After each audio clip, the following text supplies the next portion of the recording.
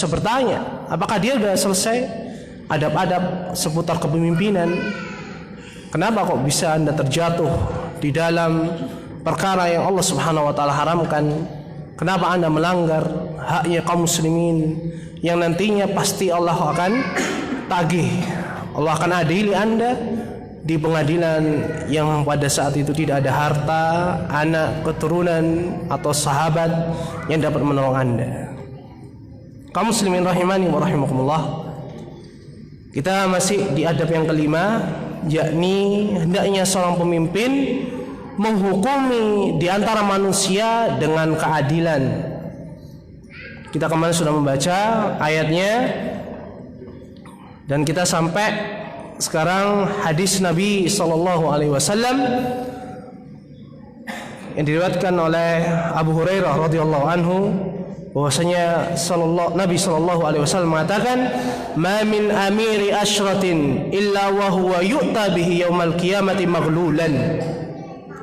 Tidaklah ada seorang pemimpin membawahi 10 orang, 10 orang, kecuali dia akan didatangkan pada hari kiamat kelak dalam keadaan tangannya terbelenggu. Tangannya terbelenggu itu terikat di lehernya. Di tangannya terikat seperti dalam hadis Tamim Ad-Dari radhiyallahu anhu tentang Dajjal dan Jassasah.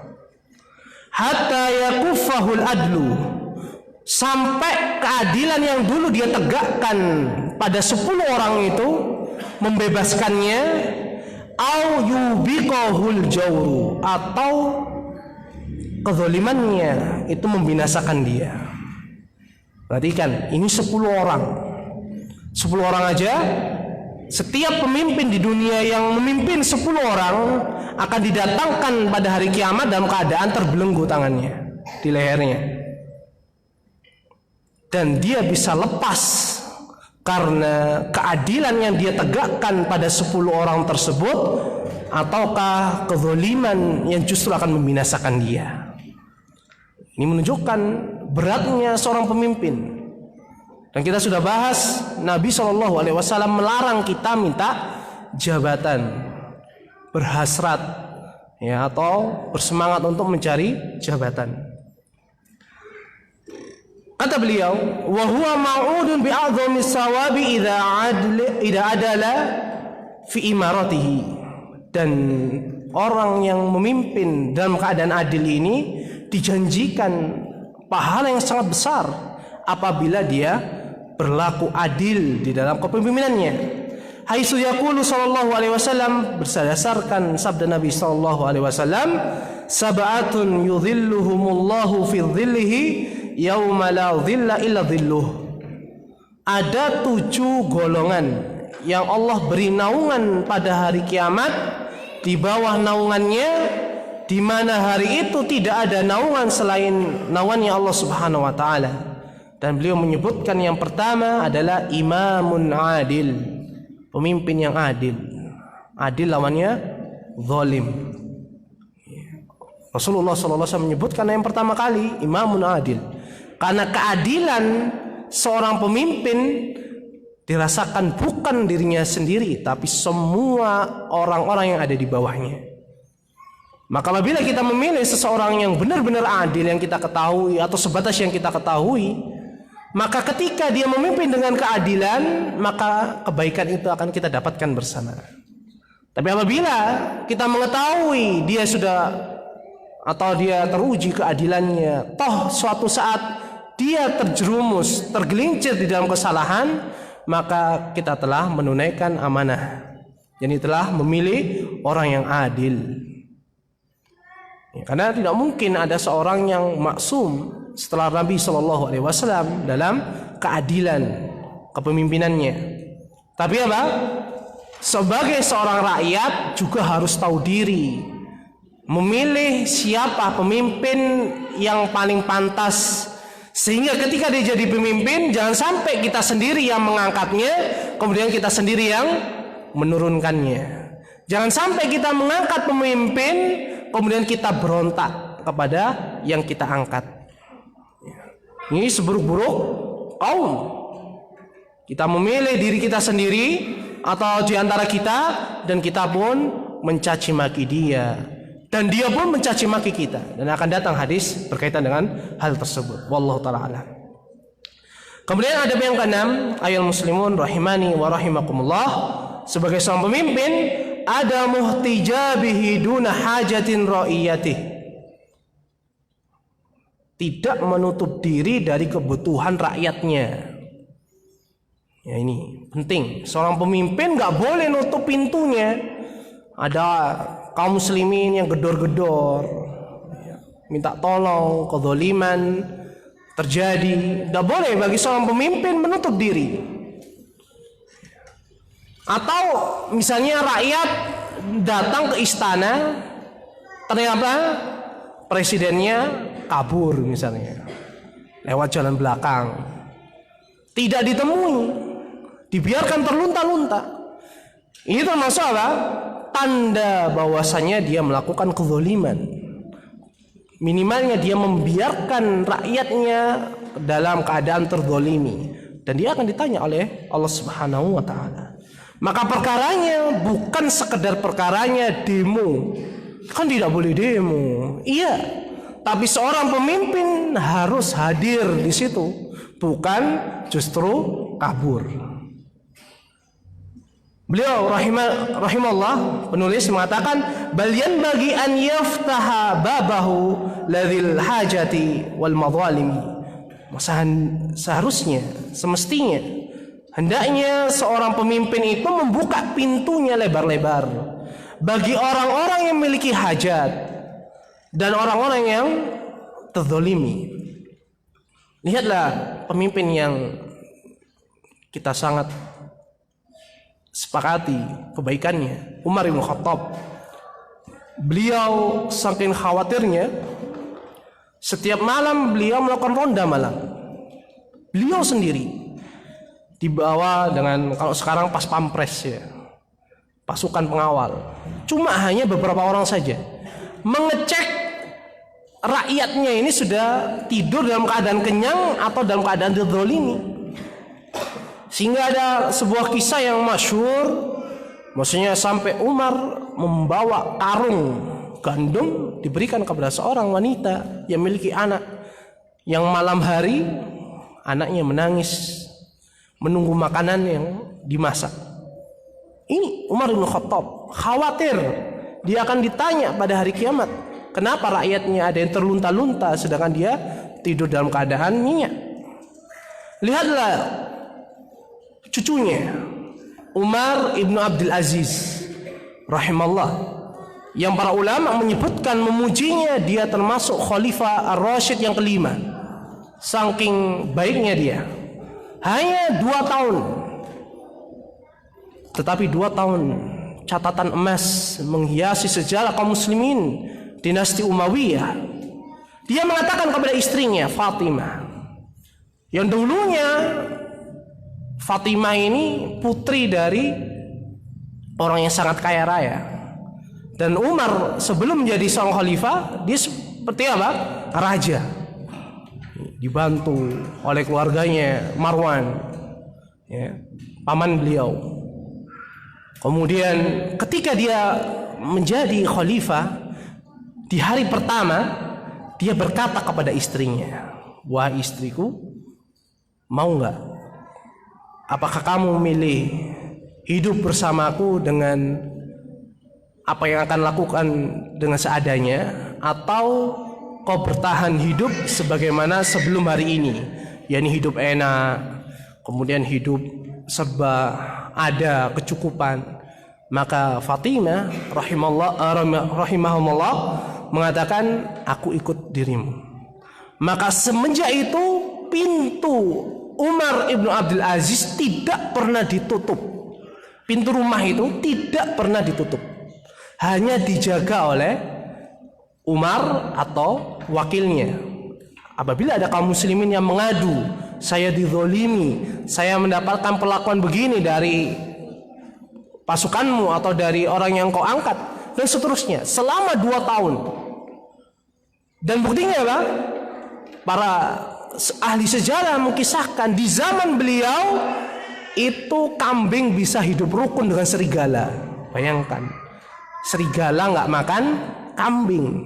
Ketika Umar wafat, sudah ada laporan yang pertama masuk adalah kambing si fulan dimakan oleh serigala. Ingat, kesolihan seorang pemimpin berpengaruh sampai kepada hewan ternak. Oleh karena itu, kita yang sementara ini ya dihadapkan ujian yang sangat besar, hendaknya apabila yang sudah mengetahui calon dari pemimpin kita yang baik, maka pilihlah dia. Berdoalah kepada Allah Subhanahu wa taala. Bukan maksudnya saya kampanye di masjid ini, tetapi nasihat para ulama muasirin yang mengetahui perkaranya, bahwasanya pemimpin ini tuh baik, pemimpin ini paling sedikit mudaratnya daripada yang lain, maka hendaknya dia ikut mencoblos, ikut pemilu. Meskipun para ulama sepakat bahwasanya demokrasi adalah sistem kufur yang tidak dibenarkan oleh syariat Islam, tetapi kita dihadapkan dengan madarat yang sangat banyak, maka kaidahnya adalah irtikabu akhafud dararain, yakni memilih mudarat yang paling kecil. Dengan kita memilih yang ya kita ketahui tidak ada yang ngaji salafi, nggak ada. Buktinya ada? Nggak ada. Semuanya cukur jenggot. Tapi mereka masih sholat, maka dia masih muslim, kebaikannya masih bisa diharapkan. Maka kita pilih yang paling banyak memberikan manfaat dan paling sedikit memberikan madarat kepada kaum muslimin. Terus bagaimana kita bisa mengetahuinya? Caranya salah satunya adalah lihat rekomendasi para ulama di Indonesia. Tanya kepada mereka, saya bukan ulama. Tanya, mana pemimpin yang paslon nomor 3 atau nomor 4? Coba ditanya. Apakah dia yang lebih baik atau yang nomor 4? Jadi begitu. Ya, apabila mereka mengatakan yang nomor 3 yang lebih baik, maka dicek, minta datanya. Dari mana Anda bisa memuji? Jangan-jangan money politik. Ya, dicek. Tidak apa-apa. Itu menunjukkan baiknya kita. Kita memikirkan masa depan bagi anak-anak kita. Ya. Kemudian yang kedua adalah lihat orang-orang di sekitar paslon itu. Kalau partai yang ada di sekitar paslon itu partainya tidak beriman kepada hari akhir, partai yang menghalalkan miras, meskipun dia tahu keharamannya tapi demi uang pemasukan, maka jangan pilih dia. Pilihlah yang paling masuk akal. Maksudnya apa? Pilihlah yang benar-benar seandainya kita tahu dia melakukan kesalahan, maka dia tahu bahwasanya dia melakukan kesalahan. Jangan sampai kita memilih pemimpin ketika, loh kok Anda melakukan ini? Oh, saya tidak tahu. Atau kenapa Anda membiarkan begini dan begitu? Itu bukan urusan saya, tanya menteri. Jangan seperti itu. Ini menunjukkan apa? Bahwasanya dia tidak pantas memimpin kita, memimpin kaum muslimin yang jumlahnya sangat besar. Dan Indonesia termasuk kaum muslimin yang adalah nomor 1. Ini adalah nasihat para ulama, ya bukan dari saya. Bisa dicek fatwa Syekh Abdul Aziz Ibn Baz, Syekh Muhammad Ibn Salih Al-Utsaimin, Syekh Muhammad Nasiruddin Al-Albani, Syekh Abdul Malik Ar-Ramadhani, Syekh Abdul Muhsin Al-Abbad, Lajnah Daimah. Banyak sekali para ulama muasirin yang menasihati kita agar memilih pemimpin apabila kita tahu. Kalau nggak tahu, ya nggak apa-apa. Ikut pemilu itu nggak wajib. Ya. Ini perlu kita perhatikan. Wallahu ta'ala a'lam. Nabi SAW bersabda tentang seorang pemimpin yang menutup pintu rumahnya, menutup pintu istananya dari kaum muslimin. Beliau mengatakan, "Ma min imamin awalin yughliqu babahu duna dhabil hajati aw khallati al maskanah illa aghlaqallahu abwabas samai duna khullatihi wa hajatihi wa maskanatihi. Ini ancaman dari Nabi SAW. Tidaklah ada seorang pemimpin atau penguasa di mana dia menutup pintunya dari orang-orang yang memiliki hajah, kepentingan, keperluan, dan orang-orang miskin. Kecuali apabila dia melakukan hal tersebut, Allah akan menutup pintu langit dari kebutuhannya, dari hajahnya, dan dari rasa kekurangan yang dia rasakan. Perhatikan, al-jaza'u min jinsil amal.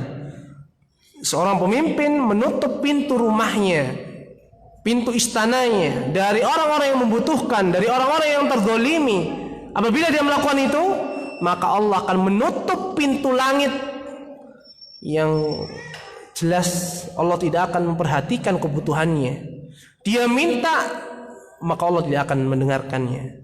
Seandainya Allah mendengar, maka Allah tidak akan mengabulkannya, karena Allah sudah menutup pintu langit. Dan siapa yang dapat membuka pintu langit apabila Allah telah menutup pintu langit? Oleh karena itu, ayol muslimun, perkara menjadi pemimpin sangat-sangatlah berat. Bukan sekedar muda, kreatif, lawan korupsi, bukan sekedar itu. Ada yang pakai politik itu ibadah, apa hubungannya dengan dia mencalonkan diri? Ya, kemudian slogan-slogan yang semuanya itu adalah ucapan manis, tapi tidak ada bukti. Mereka belum punya pengalaman. Lihatlah para sahabat radhiyallahu ta'ala anhum, ketika Utsman tewas secara zalim, mati syahid beliau, manusia pun datang kepada Az-Zubair ibn Awwam, dan beliau termasuk orang yang diridhai oleh Nabi SAW. Beliau nggak mau jadi pengganti Utsman. Datang kepada Talha, tidak mau Talha. Datang kepada Ali, Ali pun tidak mau, bahkan dia kabur dari rumah. Tidak ingin jabatan itu, takut. Tapi kaum muslimin sekarang diuji. Mereka berbondong-bondong mencalonkan dirinya sebagai wakil suara kaum muslimin. Ini adalah musibah besar ayol muslimun. Maka datang zaman di mana yang telah disabdakan oleh Nabi SAW, al-qaidu khairun minal qaim. Orang yang duduk itu lebih baik daripada yang berdiri. Wal qaimu khairun minal mashi. Orang yang berdiri itu lebih baik daripada orang yang berjalan menuju fitnah, pintu kefitnahan yang sangat besar. Dan orang yang berjalan itu khairun minas sa'i, daripada orang yang berlari menuju fitnah tersebut. Maka apabila Anda mengetahui sekali lagi bahwasanya ada di antara para calon itu yang baik, yang paling sedikit mudaratnya, silahkan pilih. Tidak wajib. Dan yang tidak tahu tidak boleh dipaksa untuk memilih, karena dia nggak tahu. Ya. Ini sehingga apa? Jangan sampai ada kasus seperti yang ada di daerah Sulawesi. Karena berbeda pilihan, kuburan keluarganya suruh pindah.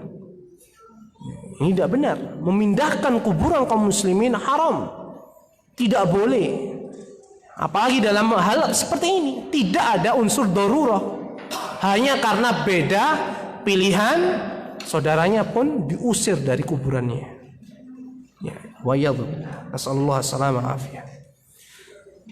Ini harus kita pertimbangkan ayol muslimun, karena kita dihadapkan dengan pilihan yang banyak. Ya, kita tidak berpolitik praktis. Bahkan Syekh Al-Albani mengatakan termasuk siasah syariah pada abad ini, zaman ini adalah meninggalkan politik praktis. Tetapi kita dihadapkan dengan masalah yang beliau telah memberikan isyarat, apabila kita mengetahui, maka wajib kita menyampaikan kepada saudara-saudara kita.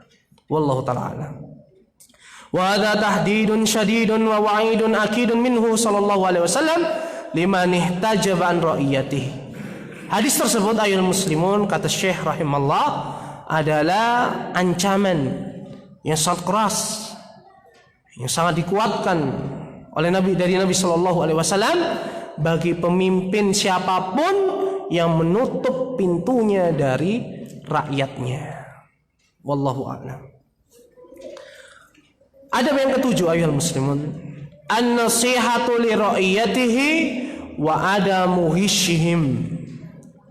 Adab yang ketujuh yang hendaknya seorang pemimpin memperhatikan dalam kepemimpinannya adalah menasehati rakyatnya dan dilarang mengkhianatinya, memata-matainya, dilarang curang, menipu. Beliau mengatakan, fayanbaghi lil wali an yansaha li ra'iyatihi bi khairi ma ya'lamuhu lahum fi amri dinihim wa dunyahum. Seharusnya seorang pemimpin itu menasehati rakyatnya dengan kebaikan yang dia ketahui. Kebaikan itu untuk mereka di dalam urusan agama mereka dan urusan dunia mereka. Kalau kita perhatikan sejarah prestasi khalifah yang memiliki kebaikan, itu khalifah yang terkenal berasal dari ahlu ilmi. Lihatlah Abu Bakar As-Siddiq. Para sahabat sepakat, sahabat yang paling berilmu adalah Abu Bakar As-Siddiq. Lihatlah Umar. Tidak ada, melainkan kesepakatan kaum muslimin, manusia terbaik setelah Abu Bakar adalah Umar.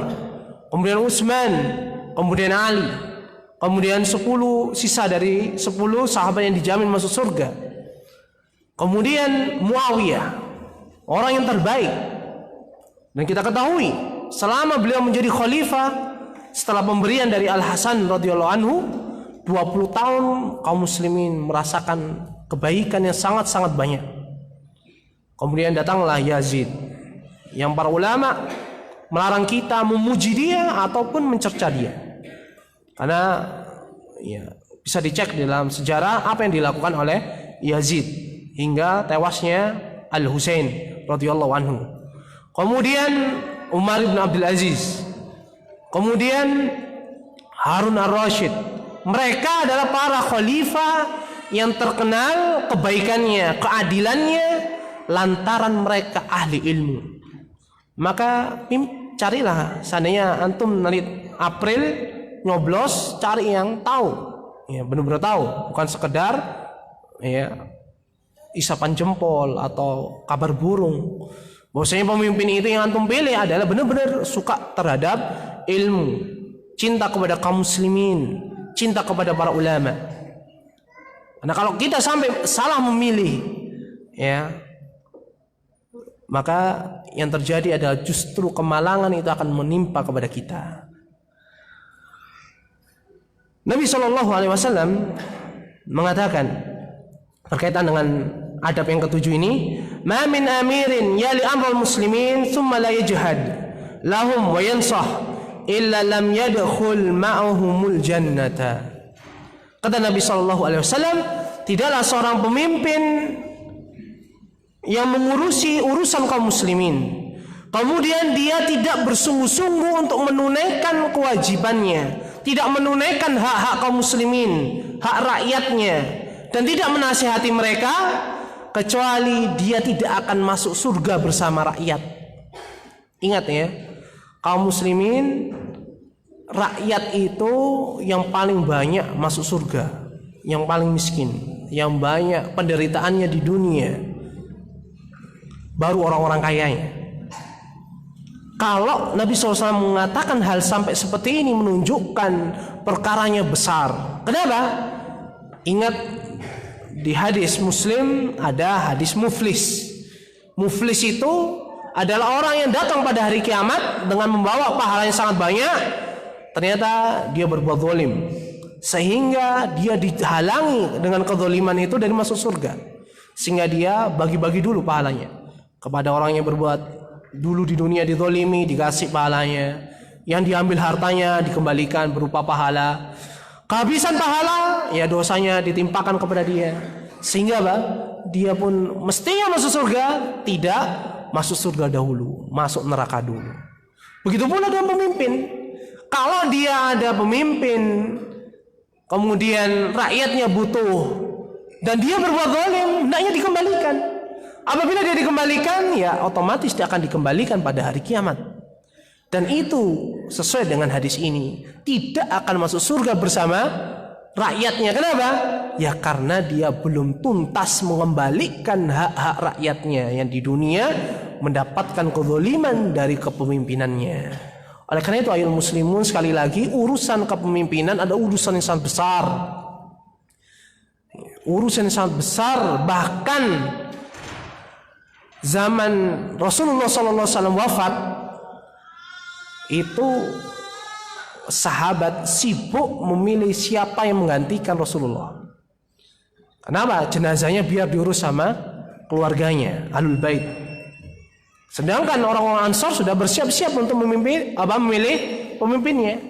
Hingga Umar dan Abu Ubaidah radhiyallahu anhuma membawa Abu Bakar untuk menemui sahabat di Saqifah Bani Sa'idah. Bisa dicek dalam kitab-kitab sirah. Kemudian Nabi SAW juga mengatakan, "Ma min abdin yastar'ihillahu ra'iyatan yamutu yawma yamut wa huwa ghashun li ra'iyatihi illa haramallahu alaihi jannah." Kata Nabi SAW, tidaklah ada seorang hamba yang diberi oleh Allah amanah untuk ngurusi rakyat, ngurusi kaum muslimin. Kemudian dia mati di mana di hari dia mati sedangkan dia dalam keadaan menipu rakyatnya. Menipu. Kecuali kata Nabi SAW, Allah haramkan bagi pemimpin tersebut masuk surga. Ini adalah ancaman yang sangat besar. Janji-janji palsu, itu adalah sesuatu yang sangat besar di sisi Allah Subhanahu Wa Taala. Oleh karena itu, cari pemimpin yang jangan suka berjanji. Nanti kalau saya jadi pemimpin,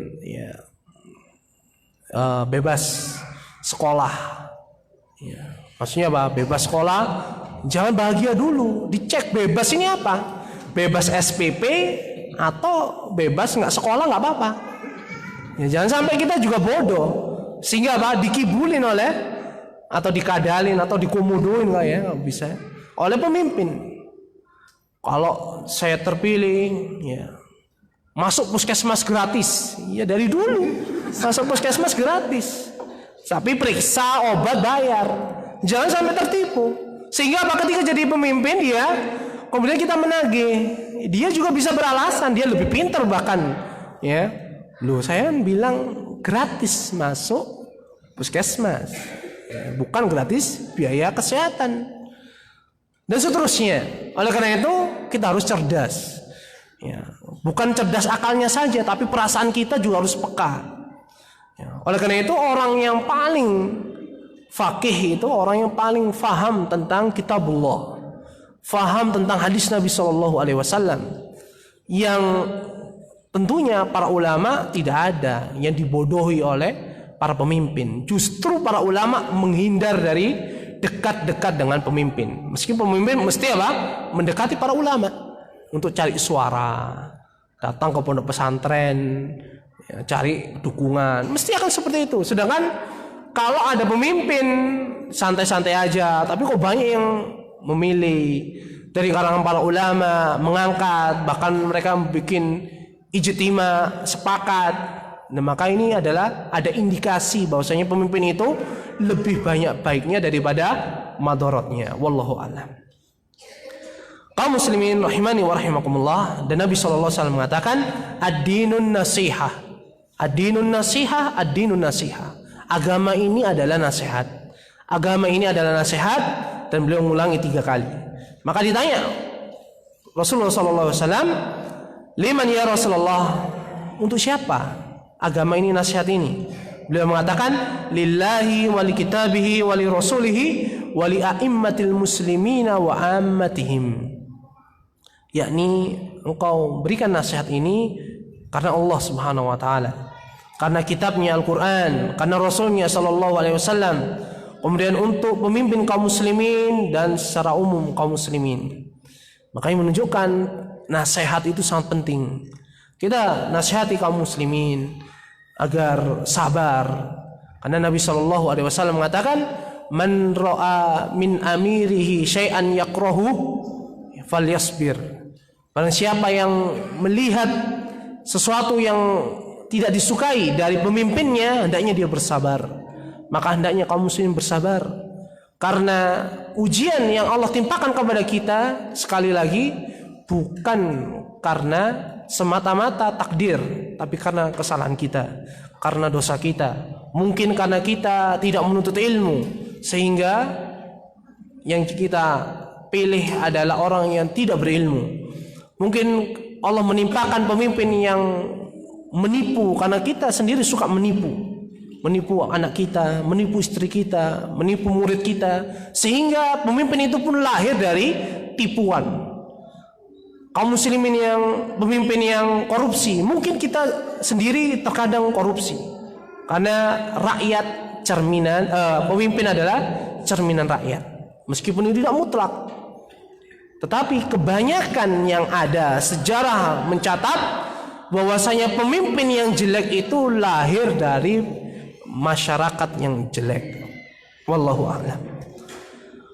Kemudian Syekh mengatakan wayan bagi li ra'iyati kadzalika. Begitu pula rakyat hendaknya menasihati pemimpinnya. Nasihati ya tentunya dengan adab-adab yang diajarkan oleh Nabi sallallahu alaihi wasallam. Misalnya menasihati pemimpin bukan di atas mimbar, bukan di sosmed, ya, datang kepada mereka. Enggak bisa ini. Harus melewati jubir misalnya, maka bisa kita sampaikan melewat surat, ya, urusan dia membaca atau tidak membaca.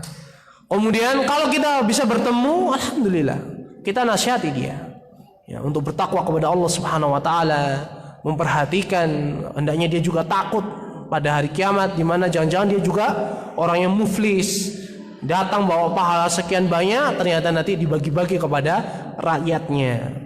Dan terus seperti itu. Dan ini bisa kita pelajari.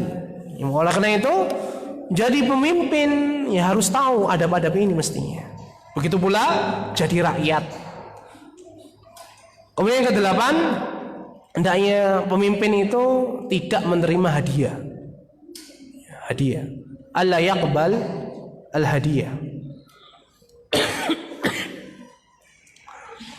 Fa inama man yahdi min ar-ra'iyati syai'an lil amir aw lil imami inma yurid bidzalika tazallufu ilaihi wastimalatuhu fayanbaghi an la yaqbala minhum syai'a. Sesungguhnya orang yang memberikan hadiah ya, dari rakyat kepada pemimpinnya atau seorang imam, itu dia ada indikasi besar dia menginginkan kedekatan dengan pemimpin tersebut, atau dia ingin menjilat pemimpin tersebut untuk mencari keuntungan, ya. Maka hendaknya seorang pemimpin tidak boleh menerima hadiah tersebut, karena Nabi SAW mengatakan al hadiyatu ilal imami ghulul. Hadiah yang diberikan kepada seorang imam, pemimpin, itu adalah pengkhianatan, ghulul, haram. Waqala sallallahu alaihi wasallam hadayal ummali ghulul. Hadiah yang diberikan kepada para pegawai pemerintahan itu adalah ghulul, pengkhianatan. Wa kadzalika kullu man tawalla amalan lil muslimin. Dan ini juga berlaku pada siapa saja yang mengurusi urusannya kaum muslimin. Fayam bagilahu alla yaqbal hadiah, maka tidak layaknya dia menerima hadiah tersebut. Wala yaqtuma syai'an li nafsihi, dan hendaknya dia tidak menutupinya dari dirinya. Bal yadfa'u kulla man yasilu ilaihi ilal hakim, tapi hendaknya dia berikan kepada pemimpin yang di atasnya, dikembalikan, karena dia sudah digaji oleh pemerintah. Au ila baiti malin lil muslimin, atau dia kembalikan kepada baitul mal.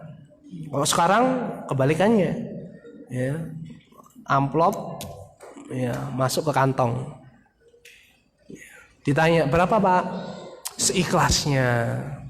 Ini adalah tanda-tanda ghulul, pengkhianatan. Dia sudah digaji, dan kebiasaan kaum muslimin kasihan.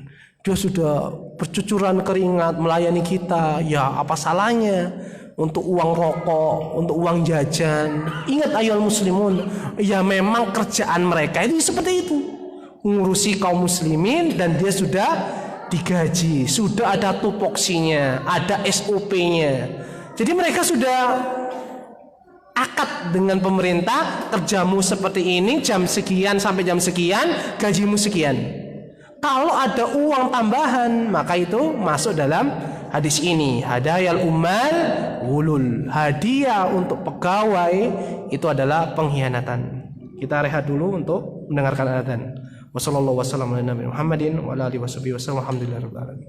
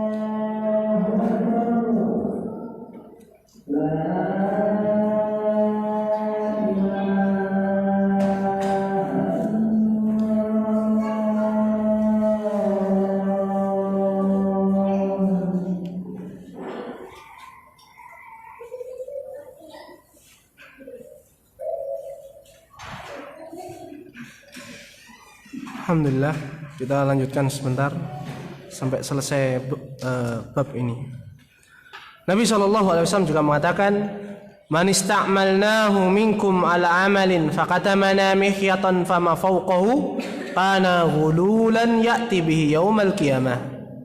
Kata Nabi SAW, barang siapa yang kami amanahi di antara salah seorang dari kalian sebuah amalan, sebuah pekerjaan, kemudian dia menyembunyikan dari kami sebuah jarum saja atau yang lebih dari itu, maka dia akan datang pada hari kiamat dalam keadaan dicap sebagai pengkhianat. Ya, kalau kita sayang kepada kaum muslimin kita yang kerja di misalnya di pemerintahan, hendaknya jangan dikasih uang, ya, justru kita doakan mereka, bukan dikasih apa amplop atau uang saku. Begitu pula orang yang kerja sebagai tukang parkir berlangganan, jangan dikasih uang. Itu justru apa? Kita nggak kasihan, justru apa? Menyesekarakan dia, karena dia digaji oleh pemerintah, dan orang yang parkir itu yang punya kendaraan juga ditarik biaya ketika pajak per tahunnya. Maka kedzaliman di atas kedzaliman, kasihan. Gimana kalau nggak kita kasih itu emosi atau bahkan ngerusak motor kita atau mobil kita, ya kita terpaksa berikan, bukan untuk memberi bayaran, tapi kita memberi untuk apa? Agar kita tidak mendapatkan kezaliman yang lebih besar. Ya, kita sambil istighfar. Ya, karena keadaannya seperti itu. Banyak para pegawai yang tidak ngaji, sudah digaji pemerintah jadi tukang parkir, ya masih narik parkir. Yang anehnya ketika parkir nggak ada orangnya, ketika pulang tiba-tiba muncul, ya, nggak dikasih. Itu bagaimana? Itulah menunjukkan apa? Pentingnya ilmu, pentingnya majelis ilmu. Meskipun hanya sekedar jadi tukang parkir, meskipun hanya sebagai orang yang kerja di kantor kelurahan, ya kita, atau jadi tukang RT, ya, jadi bukan tukang RT, jadi Pak RT. Kita butuh surat-surat, bikin surat. Kadang-kadang kita merasa nggak enak, ya, RT ini gimana, gajinya berapa, kita kasih. Ya, kenapa nggak kita kasih aja semuanya? Kasihan kan? Ya nggak Pak RT-nya aja, ya aparatnya yang lain, kemudian tetangganya. Kenapa nggak semuanya? Kenapa hanya Pak RT-nya saja? Lihatlah hadis Nabi SAW yang lain, bahwasanya beliau pernah mengangkat seorang petugas di zaman beliau, dan beliau ini petugas itu dapat hadiah. Kemudian dia mengatakan, ini untuk kalian dan ini untuk saya, karena saya yang dikasih, bukan kalian. Jadi saya yang berhak. Maka mendengar itu Nabi SAW mengatakan, amma ba'du fama balul amili nasta'miluhu fayatina fayaqul hadha amalikum wa hadha uhdiya ilayya afala qa'ada fi baiti abihi aw ummihi fayanzuru hal yuhda ilahi amla. Rasulullah memberikan teguran amma ba'du. Ini termasuk sunnah Nabi SAW mengucapkan amma ba'du. Setelah itu, kenapa pegawai ini, ada pegawai yang kami angkat dia, kemudian dia mengatakan ini adalah amalan kalian dan ini adalah hadiah yang diberikan kepadaku. Kenapa dia nggak duduk aja di rumahnya bapaknya atau ibunya, kemudian dia beri hadiah atau enggak? Kenapa dia harus mesti kalau dia kerja kemudian dikasih hadiah, oh ini untuk saya, ya. Nanti orang lain juga akan begitu. Maka harus dikembalikan kepada Rasulullah Sallallahu Alaihi Wasallam. Ini. Adab yang ke-9, ayat takhidha bitanata min ahlil khair. Hendaknya pemimpin itu mengangkat penasehat atau teman akrab dari orang-orang yang baik. Nah, ini penting. Orang yang baik itu ada di sekitar pemimpin. Kalau pemimpin itu baik, orang sekitarnya tukang korupsi, ya, maka kecipratan, kejelekan orang-orang yang korupsi itu. Kalau pemimpinnya sudah baik, orang di sekitarnya itu para penipu, ya, pemimpinnya juga akan ditipu. Terus seperti itu. Oleh karena itu, seorang pemimpin hendaknya cari orang-orang yang terpercaya. Dan dia adalah Umar. Ketika Umar menjadi khalifah, dia pun mengangkat Dewan Syuro. Ya, ini sisa-sisa sahabat yang dijamin masuk surga, seperti Abdurrahman bin Auf, Utsman bin Affan, kemudian Abu Ubaidah, kemudian Ali bin Abi Thalib, Tolha, Sa'ad bin Abi Waqqas, Sa'id bin Zaid, dan seterusnya. Ini menunjukkan apa? Baiknya Umar, agar mereka yang baik ini yang diridai oleh Rasulullah SAW sampai beliau wafat memberikan pengaruh kebaikan kepada Umar, dan Utsman pun melanjutkan kebaikan Umar tersebut. Dan sayangnya pemimpin kita sekarang ya tidak tahu. Yang dijadikan teman adalah partai yang mengusung dia. Ya, partai yang mengusung dia. Oleh karena itu kalau kita milih pemimpin, lihat partai yang mengusung dia. Kalau partainya orang-orang yang nggak beriman kepada hari akhir, nggak percaya dengan akhirat, nggak dibangkitkan, atau mereka menghalalkan khamr dan sebagainya, jangan mimpin dia, jangan pilih dia. Karena kalau dia baik, temannya nggak baik, ya ingat, Kata Nabi Shallallahu Alaihi Wasallam, al-mar'u ala dini khalili. Seseorang itu tergantung agama teman dekatnya. Falyandur ahadukum man yukhalil. Maka hendaknya seseorang di antara kalian itu memperhatikan siapa yang dijadikan teman baiknya. Wallahu a'lam. Nabi Shallallahu Alaihi Wasallam mengatakan, "Ma ba'asallahu min nabiyyin wa lastakhlafa min khalifatin illa kanat lahu bitanatani." Tidaklah Allah mengutus seorang nabi atau mengangkat seorang khalifah, pemimpin, kecuali dia itu punya dua teman. Bitanatun ta'muruhu bil ma'ruf wa tahudduhu alaihi. Satu teman itu memerintahkan kepada yang ma'ruf dan memotivasi dia, menyokong dia untuk melakukan kebaikan. Wa bitanatun ta'muruhu bisyarr wa tahudduhu alaihi. Dan teman yang kedua adalah teman yang jelek. Ini apa? Yang memerintahkan dia untuk melakukan kejahatan, keburukan, dan menyokong dia untuk melakukan kejahatan tersebut. Fal ma'sumu man asamahullah. Kata Nabi SAW, orang yang terjaga itu adalah orang yang dijaga oleh Allah Subhanahu Wa Taala. Dengan apa? Ya, kita pilih teman yang terbaik untuk kita. Rumah tangga, maka pilihlah istri yang bisa menyokong kita untuk melakukan kebaikan. Minimalnya bisa mendekatkan kita kepada Allah Subhanahu Wa Taala. Kemudian adab yang ke-10, arifku birra'iyah. Hendaknya kasih sayang, lemah lembut kepada rakyat. Jangan pilih pemimpin yang bengis. Ya. Jadilah apa yang terjadi di negara kaum muslimin yang sekarang ini, di Suriah. Ya, kenapa? Kaum muslimin milih orang Syiah jadi presiden dia.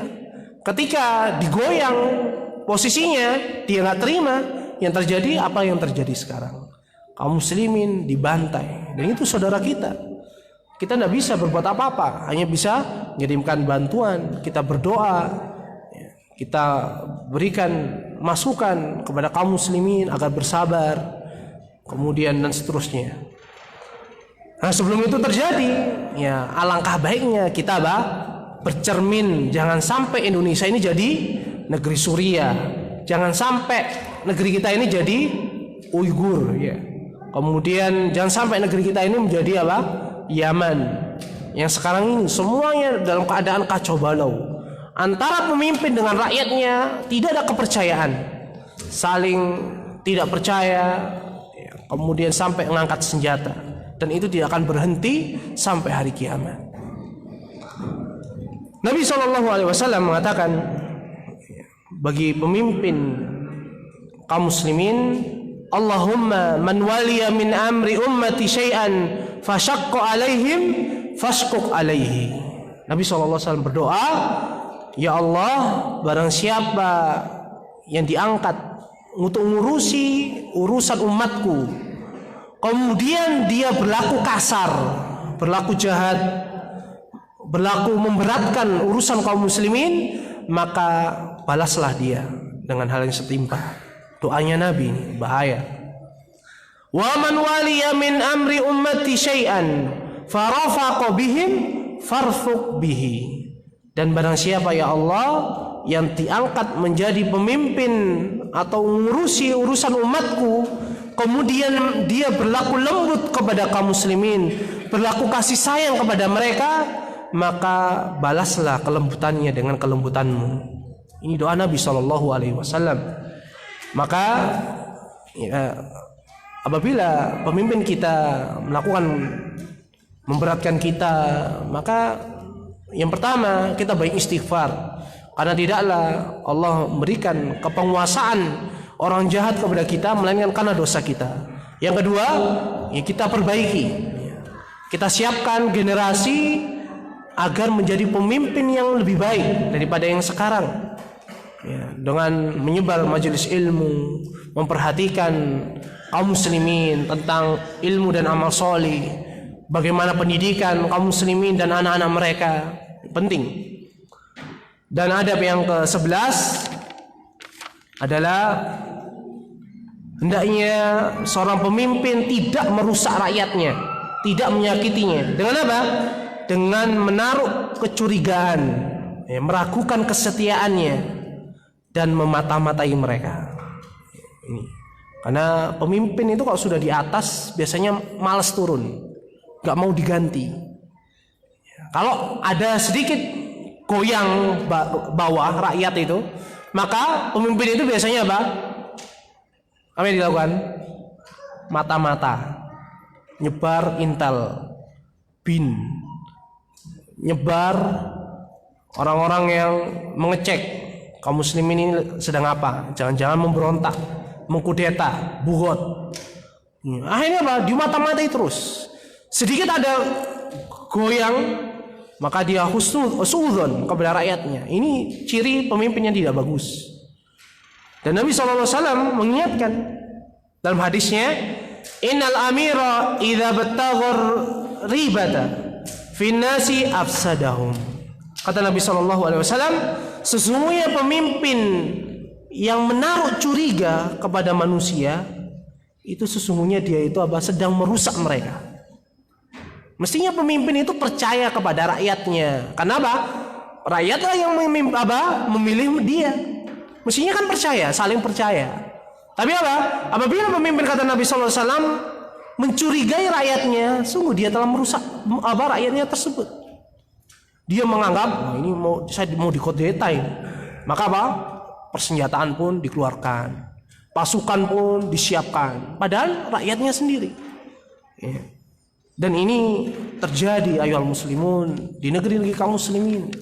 Maka kita yang cinta NKRI ini hendaknya menjaga diri, menjaga lisan-lisan kita dari mengumbar kejelekan pemimpin kita.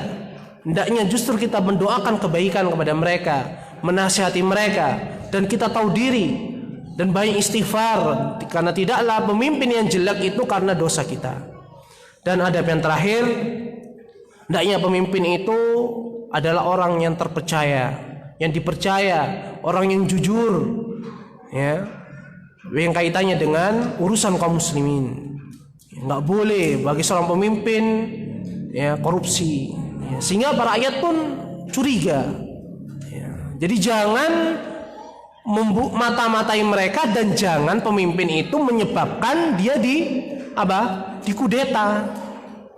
Dan sebagai rakyat gak boleh suudzon kepada pemimpin dan jangan mengkudeta. Ini gak hanya untuk pemimpin, tapi untuk kita sendiri juga, karena masalah kepemimpinan ini terjadi dimanapun, kecuali di negeri-negeri yang Allah selamatkan karena menegakkan hukum-hukum syariat Allah Subhanahu wa taala, kitabullah wa sunnah Nabi sallallahu alaihi wasallam. Mungkin ini yang dapat kami sampaikan, kurang lebihnya kami mohon maaf. Dan ini yang dapat disampaikan oleh penulis Syekh Abdul Aziz Sayyid Nada rahimahullah taala.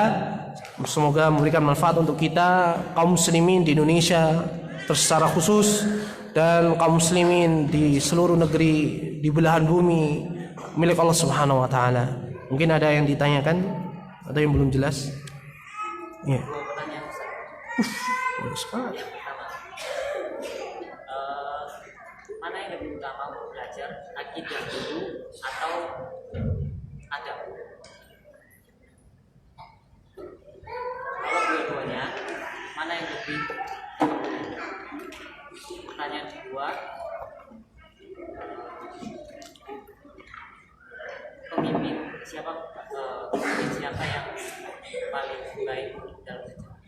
Nah, pertanyaan pertama, mana yang lebih dahulukan sebagai penuntut ilmu, belajar adab atau belajar akidah? Jawabnya dua-duanya. Gimana caranya? Antum datangi kajian akidah dan belajar adabnya ustadz yang ngajarkan akidah itu. Gimana cara menyampaikan, bagaimana dia beristidlal, bagaimana dia membacakan qala Allah wa qala Rasul sallallahu alaihi wasallam, bagaimana dia sholat, bagaimana dia bermuamalah dengan kaum muslimin, bagaimana dia menjawab pertanyaan dari kaum muslimin yang tidak faham, bagaimana dia bermuamalah dengan orang yang lebih tua, orang yang lebih muda, orang yang lemah, bagaimana dengan istrinya, pergaulan dengan istrinya dan anak-anaknya. Ambil akhlaknya, ambil adabnya dari mereka. Kita bisa menjamak dua perkara itu. Kalau nggak bisa Ustaz, kalau nggak bisa datangi kajian-kajian akidah, karena di dalamnya diajarkan adab yang paling utama, yakni apa? Adab kepada Allah Subhanahu wa taala. Karena adab dalam masalah hubungan kita dengan Allah semuanya tercakup di dalam bab akidah, terutama tauhid kita kepada Allah Subhanahu wa taala. Wallahu a'lam. Yang kedua, pemimpin siapa yang terbaik dalam sejarah adalah para nabi dan rasul, terutama Nabiullah Muhammad sallallahu alaihi wasallam. Mereka adalah selain nabi adalah khulafaur rasyidin, kesepakatan kaum muslimin. Kita tahu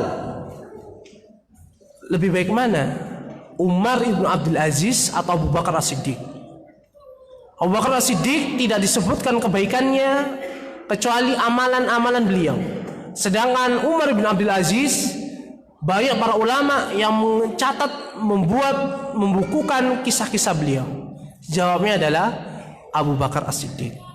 Bayangkan, manusia dalam keadaan kebaikan, kemudian datang kegelapan dengan wafatnya Nabi SAW, yang itu adalah tanda utama dekatnya hari kiamat.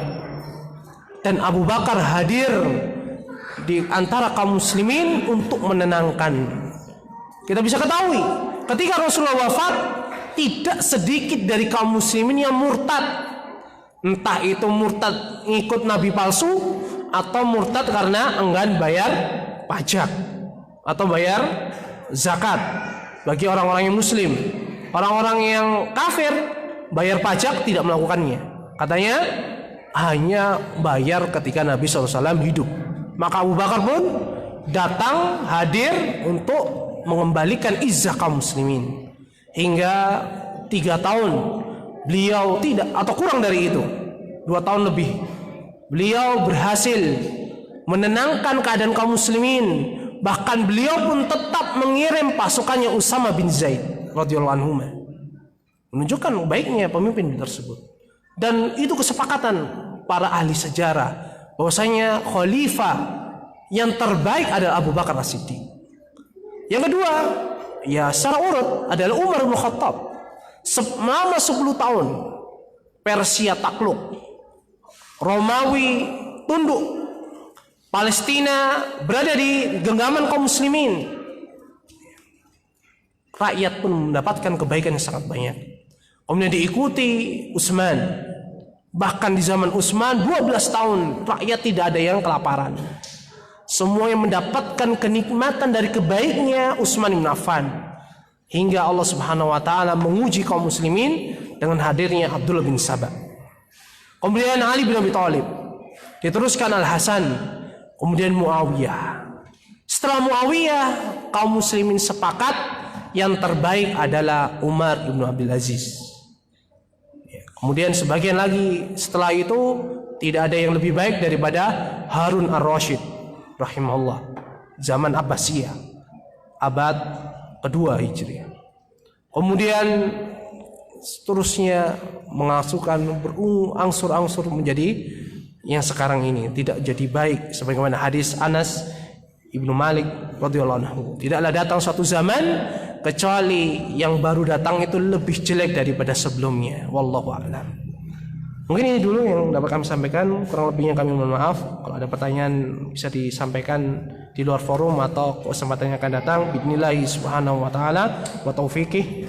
Kita tutup kajian kita dengan memohon kepada Allah Subhanahu wa taala akan menjadikan Indonesia negeri yang aman, yang bertauhid, yang dijauhkan dari malapetaka dengan terhindarnya kaum muslimin dari kesyirikan, kebid'ahan dan kemaksiatan, dan diberikannya pemimpin yang solih, yang adil, yang itu adalah kebaikan untuk kita semua.